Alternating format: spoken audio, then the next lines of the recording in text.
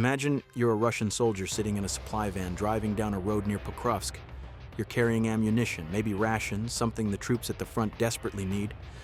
The road ahead looks clear, empty. You keep driving. And then, through the open window, a small object appears. A drone, moving fast. Before you can react, it's inside the vehicle. The last thing you hear is the explosion. Welcome to Ukraine's roads of death, where no one survives the drive, and where Russia's entire offensive is collapsing one vehicle at a time. This is the story of how Ukraine turned ordinary roads into kill zones, how a single commander transformed drone warfare into an art form, and how Russia keeps sending soldiers down the same roads knowing full well what's waiting for them. Let's start with what makes these roads so deadly. October 2025, near Pikovsk. Ukrainian forces have deployed their best drone units to patrol every single road leading into and around this vital logistics hub.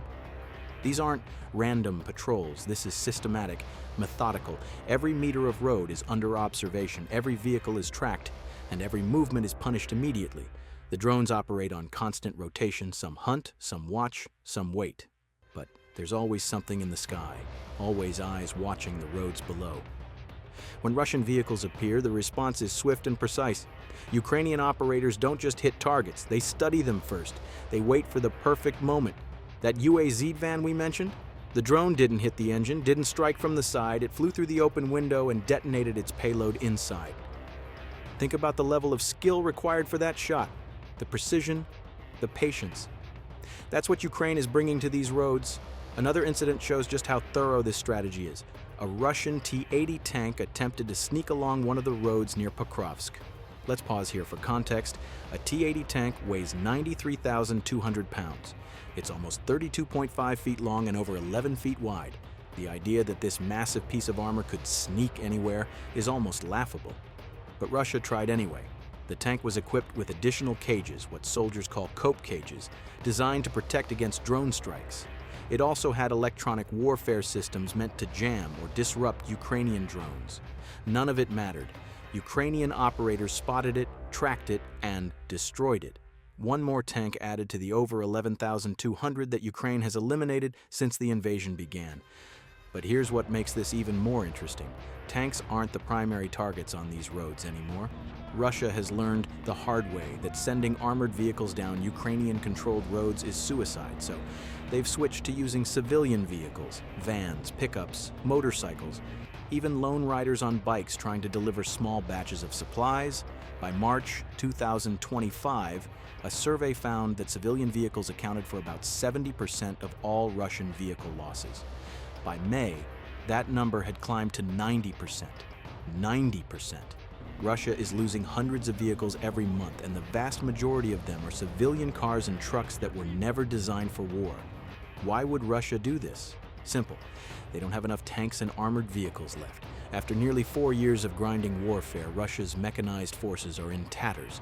They're being forced to use whatever can move supplies from point A to point B, and Ukrainian drones are destroying them all the same.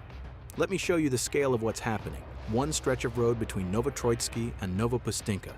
Just over 1 kilometer long, 47 destroyed armored vehicles, not spread out over weeks or months. 47 vehicles destroyed in coordinated strikes, all on the same short stretch of road. Each one eliminated before it could reach the front line. Another road, documented in July, showed 140 destroyed vehicles across a 5-mile stretch. That's 28.5 vehicles per mile. Imagine driving down a highway and seeing a burning wreck every couple hundred feet. That's what Russia's supply convoys are facing. The aftermath is exactly what you'd expect. Twisted metal, burning wrecks, craters every few meters. Russian soldiers filming their own advances have captured footage showing dozens of destroyed vehicles piled up at road bends. Those bends are where Ukrainian operators wait. When a vehicle slows down to navigate the turn, that's when the drones strike. Deadly accuracy, every single time. And here's the truly remarkable part. This isn't a new strategy. Ukraine has done this before, multiple times, and Russia keeps falling for it. Let's go back to August 2024. Ukraine launched a successful counter-invasion of Russia's Kursk Oblast. By October, Russia had mounted a counter-offensive to push Ukrainian forces back. In response, Ukraine deployed the roads of death strategy. One highway, the Snagost-Zeleny Shliak, became a kill zone. An 8.7-mile stretch where over 30 Russian vehicles were destroyed in a matter of weeks. 9 armored personnel carriers, 12 infantry fighting vehicles, 5 armored vehicles, 3 tanks, all documented, all destroyed on the same road. But it gets better, or worse, if you're Russia. Ukraine used the exact same strategy on the western flank of Pikovsk just a few months earlier. Same tactics, same results. Russia's offensive disintegrated under the pressure of Ukrainian drone strikes that paralyzed their logistics. And now, in October 2025, Ukraine is doing it again on the eastern approaches to Pikovsk. Russia is watching its soldiers and vehicles get destroyed using the exact same playbook that has already worked multiple times. Either Russian commanders don't know about these previous roads of death, which seems impossible, or they know and simply don't care. Neither option reflects well on Russia's military leadership. So who's behind this strategy? Who turned Ukrainian drones into such an effective weapon? Meet Commander Robert Bravdi. Call sign, Magyar. Before the war, Bravdi was a businessman and entrepreneur. On February 7, 2022, with invasion imminent, he volunteered for Ukraine's territorial defense forces. Less than 3 weeks later, Russian forces rolled across the border. Bravdi has been fighting them ever since, and somewhere along the way, he became one of the fathers of Ukraine's drone-centric defense. President Zelensky has awarded him one of Ukraine's highest military honors. He now commands the unmanned systems of the armed forces of Ukraine, and he's currently overseeing operations in the Pikovsk sector. His doctrine is simple, and it's devastatingly effective. Total drone dominance stretching over a dozen kilometers behind the front line, every meter under observation, every vehicle tracked, every movement punished immediately. Under Bravdi's coordination, the roads of death aren't just killing zones, they're precision instruments designed to systematically dismantle Russia's ability to wage offensive operations. And it's working.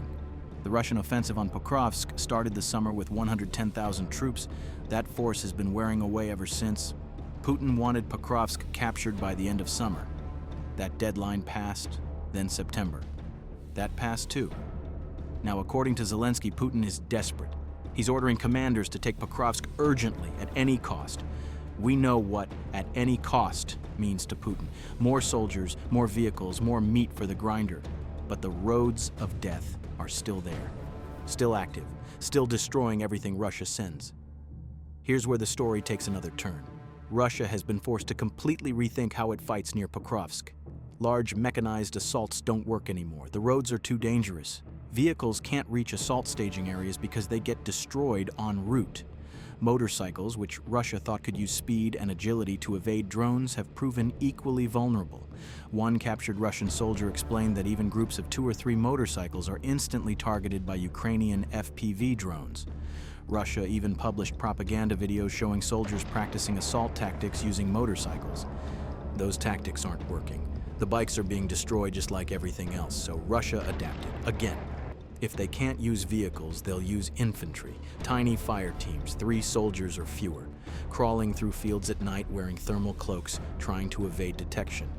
Their goal is simple: get close to Ukrainian drone operators or mortar crews, disrupt the defense, create openings for larger assaults. It sounds like a reasonable tactical adjustment. Small, stealthy infiltration teams going after high-value targets. But Bravdi saw this coming, with the roads of death established and Russian vehicles no longer attempting to run the gauntlet. Bravdi shifted priorities. Ukrainian drones now target infantry ahead of vehicles, and not just any infantry. They're hunting individuals. The goal is to maintain what Bravdi calls a minimum monthly kill rate. That kill rate needs to be higher than Russia's ability to mobilize and deploy new soldiers in the Pikovsk direction. Think about what that means. Ukraine isn't just trying to stop Russian advances, they're trying to kill Russian soldiers faster than Russia can replace them. It's attrition warfare taken to a surgical level. Russia has tried to counter this new focus. Russian officers have resorted to deception tactics, sending poorly equipped soldiers out as decoys to draw fire while better trained troops attempt to move elsewhere. But Ukrainian reconnaissance networks expose these maneuvers. Everything is being watched. Everything is being tracked. Even some Russian analysts have admitted that 9 out of 10 infiltration groups never make it to their targets alive. 9 out of 10. Those aren't odds. That's a death sentence. And so, we're watching a circular strategy emerge. Right now, Ukraine is targeting Russian infantry because that's the greatest immediate threat. But if Russia stops sending infantry and tries to restart mechanized assaults, Bravdi will simply switch drone priorities back to vehicles. It's a game of action and reaction. And based on the body count, Ukraine is winning. Let's put this all in context. Pikovsk is a vital logistical hub. Losing it would be a significant blow to Ukraine's ability to supply its forces in the Donbas. Putin knows this. His commanders know this. They've thrown everything they have at Pikovsk, a force of 110,000 troops, tanks, armored vehicles. When those failed, civilian vehicles, motorcycles. When those failed, small infantry units. And every single approach has been systematically dismantled by Ukrainian drones operating under Bravdi's coordination. The roads of death are expanding. New stretches of highway are being added to the kill zones. Russian supply lines are strangled. Russian offensives collapse before they properly begin. And footage keeps emerging showing the same thing. Destroyed vehicles, failed assaults, and a Russian military that seems incapable of learning from its mistakes. There's a video that perfectly encapsulates what's happening. Russian soldiers filming their own advance down one of these roads. The camera shows dozens of destroyed vehicles piled up at road bends, burned out hulks, twisted metal, and the Russian soldiers just keep driving past them, heading toward the same fate. It's surreal, like watching someone walk into a trap they know is there but can't avoid. Whether Russia will keep throwing forces against this drone wall remains to be seen. Putin's desperation suggests he will. His statement about taking Pikovsk at any cost isn't rhetorical. It's a promise to his commanders. Send more troops, send more vehicles. We don't care about the losses, just take the city. But the roads of death don't care about Putin's deadlines. They don't care about his desperation.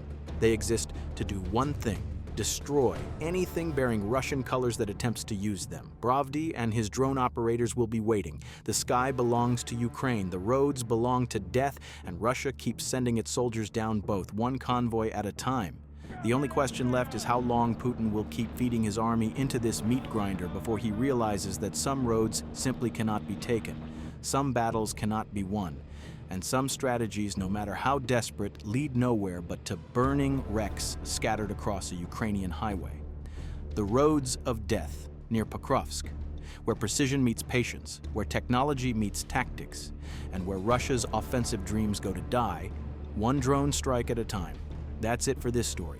Be sure to subscribe if you want to keep up with updates on these brutal war stories. I cover mostly the Ukraine war, but also venture into other current conflicts as well. Leave a comment below if there's something specific you want me to cover for you, and I'll do my best. Thanks for watching. I'll see you in the next one.